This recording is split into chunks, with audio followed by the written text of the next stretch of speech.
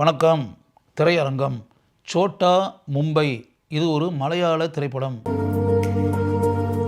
இந்த திரைப்படத்தினுடைய கதாநாயகன் மோகன்லால் 2007ஆம் ஆண்டு திரைக்கு வந்து 100 நாட்கள் ஓடி சாதனை புரிந்த இந்த திரைப்படத்தை டிஜிட்டல் ஃபார்மேட்டில் கொண்டு வந்து மீண்டும் 18 வருடங்களுக்கு பிறகு திரைக்கு கொண்டு வந்திருக்கிறார்கள். இந்த திரைப்படத்தினுடைய இயக்குனர் பிரபல இயக்குனரான அன்வர் ரஷீத். இந்த திரைப்படத்தின் கதையை எழுதியிருப்பவர் பென்னி பி நாயர் அம்பலம். இந்த திரைப்படத்தினுடைய திரைக்கதை மோகன்லாலுடைய வாய்ஸ் ஓவரில் படமாக்கப்பட்டிருக்கிறது.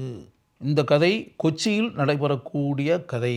கொச்சியில் மோகன்லால் அவருக்கு பல நண்பர்கள். சிறுவர்களாக இருந்த அவர்கள் காலப்போக்கில் வாலிபர்களாக மாறி அவர்கள் அங்கு என்ன செய்கிறார்கள், அவர்களுடைய வாழ்க்கையில் எப்படிப்பட்ட சம்பவங்கள் நடைபெறுகின்றன, எப்படிப்பட்ட சம்பவங்களுக்கு அவர்கள் சாட்சிகளாக இருக்கிறார்கள், எப்படிப்பட்ட கொலை செயலுக்கு கூட அவர்கள் சாட்சிகளாக இருந்திருக்கிறார்கள், அதன் மூலம் எப்படிப்பட்ட மாறுதல்கள் அந்த பகுதியில் உண்டாகின்றன, அதனால் அவர்களுக்கு எப்படிப்பட்ட சிக்கல்களெல்லாம் உண்டாகின்றன, இந்த சிக்கல்களையெல்லாம் தாண்டி சிறிதும் எதிர்பாராத சந்தோஷத்தை அளிக்கக்கூடிய மிகச்சிறந்த தருணங்களும் அவர்களுடைய வாழ்க்கையில் உண்டாகின்றன.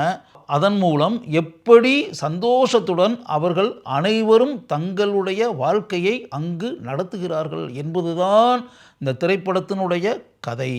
மோகன்லாலுடைய பேர் இருக்குல்ல, அது வாஸ்கோட காமா. வாஸ்கோட காமா அப்படின்றது பேர் இருந்தால் கூட அந்த பெயரை வச்சு யாருமே அவரை கூப்பிட்றதில்ல. எல்லாரும் அவரை கூப்பிட்றது தலை அப்படின்னு தான் கூப்பிடுவாங்க. தலை கதாபாத்திரத்தில் வரக்கூடிய மோகன்லாலுடைய நண்பர்களாக வரக்கூடியவர்கள் இந்திரஜித் சுகுமாரன், ஜெகதீஷ் ஸ்ரீகுமார், சித்திக்கு, பிஜு குட்டன், மணிக்குட்டன். அதே பகுதியில் ஆட்டோ ஓட்டி கொண்டிருக்கக்கூடிய ஒரு இளம்பெண் பாவனா. பாவனானுடைய கதாபாத்திரத்தினுடைய பேர் லதா. ஆட்டோ லதா அப்படின்னு பேர். பாவனாவுடைய தந்தையாக வரக்கூடியவர் ராஜன் பி தேவ். ராஜன் பி தேவ்னு சீரியஸான கதாபாத்திரம் அப்படின்ற மாதிரி நினச்சிடாங்க. அவர் எப்போவுமே சரக்கு அடிச்சுக்கிட்டே இருக்கக்கூடிய காமெடி கலந்த கதாபாத்திரம். மோகன்லாலுடைய தந்தையாக வரக்கூடியவர் அருமையான நடிகரான சாய்குமார். அவர் ஒரு மல்யுத்த பைல்வான் கதாபாத்திரத்தில் வருகிறார். பாவனா ஒரு இளைஞனை காதலிப்பா. அந்த இளைஞன் சூரஜ் வெஞ்ஞார மூடு. அவர் ஏற்று நடிக்கக்கூடிய கதாபாத்திரம் மாமா சுனி. அந்த கதாபாத்திரத்தை தன்னுடைய காதலனாக நினைத்து செயல்பட்டு அப்படிலாம் இருக்கும்போது அவன் ஒரு அயோக்கியன், பெண் பித்தன். மாமா சுனி அப்படின்னு பேர் இருக்க மாதிரியே அவன் மாமா வேலை பார்ப்பவன் அப்படின்லாம் தெரிஞ்ச பிறகு அவள் அதிர்ச்சி அடைஞ்சி கவலையில் இருக்கக்கூடிய நிலை உண்டாகி காலப்போக்கில் மோகன்லாலுடைய காதலியாக லதா கதாபாத்திரத்தில் வரக்கூடிய பாவனா எப்படி மாறுகிறார். ஒரு கொலை சம்பவம் நடந்துடும்.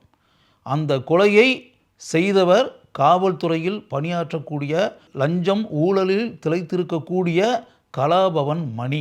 நடேசன் என்பது அவருடைய கதாபாத்திரத்தினுடைய பேர். அவருடைய தம்பியாக வருபவர் சதீஷன். சதீஷன் கதாபாத்திரத்தில் நடித்திருப்பவர் விநாயகன்.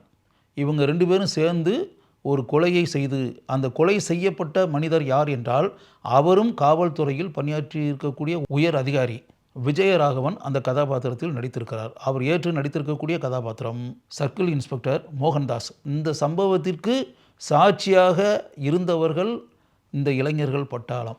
இந்த இளைஞர் கூட்டத்தில் ஒருவராக இருக்கக்கூடிய இந்திரஜித்தை கைது பண்ணி சிறையில் அடைத்து அப்படிப்பட்ட ஒரு காரியத்தை கலாபவன் மணி செய்து விடுவார். நண்பர்கள் அனைவரும் ஒன்று சேர்ந்து வெளிநாட்டிற்கு வேலைக்கு செல்வது என்று முடிவு செய்து மோகன்லால் தன் தந்தைக்கே தெரியாமல் தாங்கள் குடியிருக்கக்கூடிய அந்த வீட்டினுடைய பத்திரம் இதை கொண்டு போய் வெளியே கொடுத்து வீடை அடமானம் வைத்து பணத்தை வாங்கி அந்த பணத்தை கொச்சின் அனீஃபாவிடம் கொடுத்து அவர் அந்த பணத்தை எல்லாம் வாங்கிட்டு எஸ்கேப் ஆயிடுவார். பல மாதங்களுக்கு பிறகு அந்த வீட்டை ஜப்தி பண்ணணும் அப்படின்னு சொல்லிட்டு அந்த வங்கியிலிருந்து வந்துடுவாங்க. அப்போ தான் மோகன்லாலுடைய அப்பாவாக இருக்கக்கூடிய சாய்குமாருக்கு இந்த விஷயம் தெரியும்.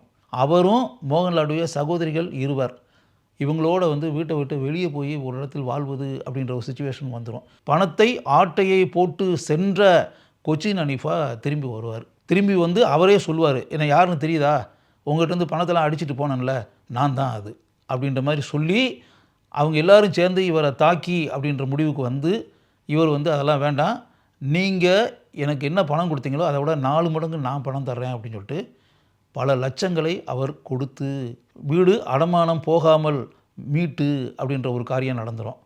பாவனாவை திருமணம் செய்து அப்படின்ற ஒரு காரியமும் நடந்துடும். தன் நண்பனை சிறைக்கூடத்திலிருந்து வெளியே கொண்டு வந்து அந்த காரியத்தையும் மோகன்லால் செய்து கொள்வார். படத்தினுடைய உச்சக்கட்ட காட்சியில் இத்தனை தவறுகளையும் செய்த கலாபவன் மணிக்கு மோகன்லால் எப்படிப்பட்ட தண்டனை ஒரு கோயில் திருவிழாவின் போது கிடைப்பதற்கு மூல காரணமாக இருக்கிறார் அப்படின்றதான் படத்தினுடைய உச்சக்கட்ட காட்சி. தவறு செய்தவர்களுக்கு தண்டனை கிடைக்கிறது, நண்பர்கள் அனைவரும் சந்தோஷமாக வாழக்கூடிய ஒரு சூழல் உண்டாகிறது. 2007 வந்த திரைப்படம் அப்படின்றதுனால மோகன்லால் இளமையாக அழகாக இருக்கிறார். வாஸ்கோடகாமா அப்படின்ற அந்த கதாபாத்திரத்தில் தல என்ற கதாபாத்திரமாகவே படம் முழுக்க நம்முடைய உள்ளங்களில் ஆழமான இடத்தை மோகன்லால் பிடிக்கிறார். பாவனா ஆட்டோ ஓட்டக்கூடிய ஆட்டோ லதா என்ற கதாபாத்திரத்தில் இளமை ததும்ப நம்முடைய உள்ளங்களில் அவர் வாழ்கிறார்.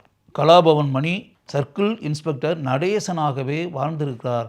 எப்படிப்பட்ட அற்புதமான திறமைகளை கொண்ட ஒரு நல்ல நடிகரை நாம் இழந்து விட்டோம் என்ற உணர்வு அவரை பார்க்கும்போது நமக்கு உண்டாகிறது. விநாயகன் தன்னுடைய கலையுலக பயணத்தின் ஆரம்ப கட்டத்தில் நடித்த திரைப்படம்.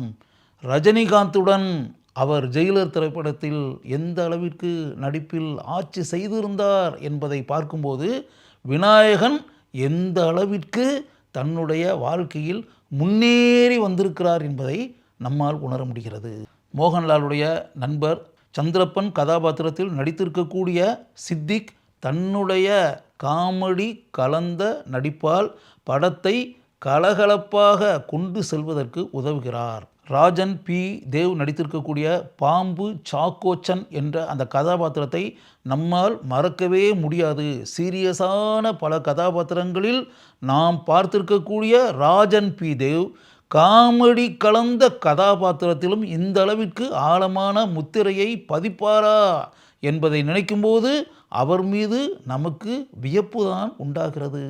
படக்கம் பஷீர் என்ற கதாபாத்திரத்தில் ஜெகதீஷ் ஸ்ரீகுமார் மிகவும் அருமையாக பாராட்டக்கூடிய அளவிற்கு நடித்திருக்கிறார். இந்த படத்தில் கௌரவ கதாபாத்திரத்தில் நடிகை ஷகீலா நடித்திருக்கிறார்.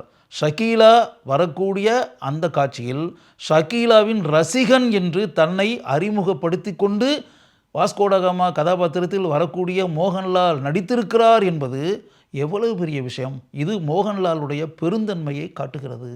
இந்த திரைப்படத்தில் வாஸ்கோடகாமா என்றொரு பாடல் வருகிறது. இந்த படம் திரைக்கு வந்த காலகட்டத்தில் அந்த பாடல் வரும்போதெல்லாம் திரையரங்கில் மக்கள் ஆரவாரம் எழுப்பி நடனம் ஆடி இருக்கிறார்கள் என்ற செய்தியை நான் பல பத்திரிகைகளில் வாசித்திருக்கிறேன். அதே சம்பவம் இத்தனை வருடங்களுக்கு பிறகும் நடந்தது என்பதுதான் எனக்கு ஆச்சரியமான விஷயம். சென்னையில் இருக்கக்கூடிய ஒரு மல்டிப்ளெக்ஸ் திரையரங்கில் இப்படியெல்லாம் இந்த தலைமுறை நடந்து கொள்கிறதா? மோகன்லாலுக்கு இத்தனை வருடங்களுக்கு பிறகும் இப்படி ஒரு வரவேற்பா? இந்த திரைப்படத்தை பார்ப்பவர்களுக்கு இப்படி ஒரு மகிழ்ச்சியா, சந்தோஷமா, கொண்டாட்டமா என்ற எண்ணம்தான் அவர்கள் நடனம் ஆடும்போது எனக்கு தோன்றியது. இந்த திரைப்படத்தில் இன்னொரு புகழ்பெற்ற பாடல் செட்டிக்குளங்கர என்ற பாடல். இந்த திரைப்படத்திற்கு ஒளிப்பதிவு செய்திருப்பவர் என் அழகப்பன்.